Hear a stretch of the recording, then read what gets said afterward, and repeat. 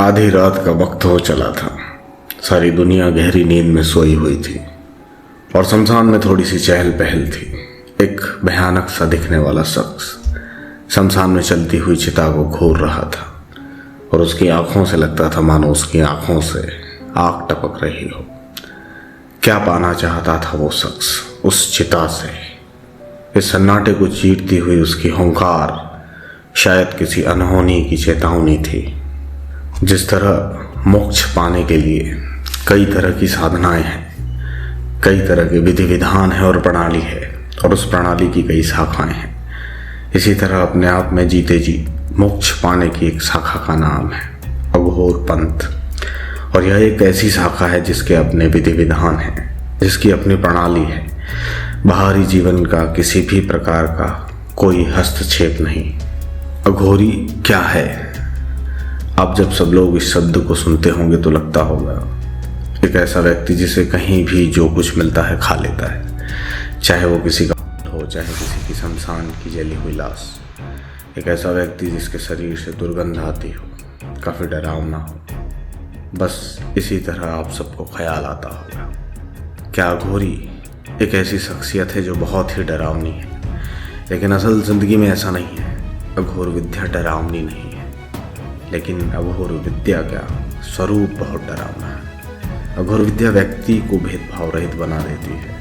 अघोर शब्द मिलकर ही बना है अधन घोर, मतलब एक ऐसा आदमी जो कठिन ना हो, बहुत सरल हो। और उस दुनिया में सरल बनना ही सबसे कठिन है। एक ऐसा शख्स जिसे ऊंच नीच, जात पात, धन वैभव, सुख संपत्ति, ऐसी किसी भी चीज से कोई लेना देना ना हो, यही है अघोरी। तंत्र साधना की वह सर्वोच्च सीमा जिस तक पहुंच पाना बहुत ही मुश्किल है। अपने आप में खुश रहना और कभी भी किसी का कल्याण किया तो उसे भूल जाना, उसे याद न रखना, यही है अघोरी।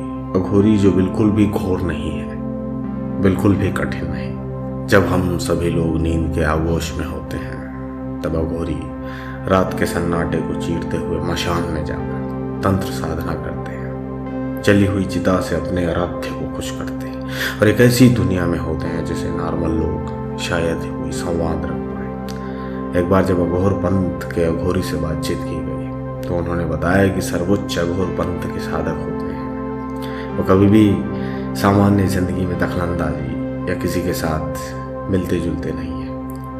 वह हमेशा सिर्फ अपनी साधना में व्यस्त रहते हैं। और उन्होंने यह भी बताया कि अगर कोई शख्स जो अपने आप को अघोरी होने का दावा करता है, हो सकता है वो बहुरूपिया हो, क्योंकि अघोरी कभी भी अपने अघोरी होने का दावा किसी को बताता नहीं है।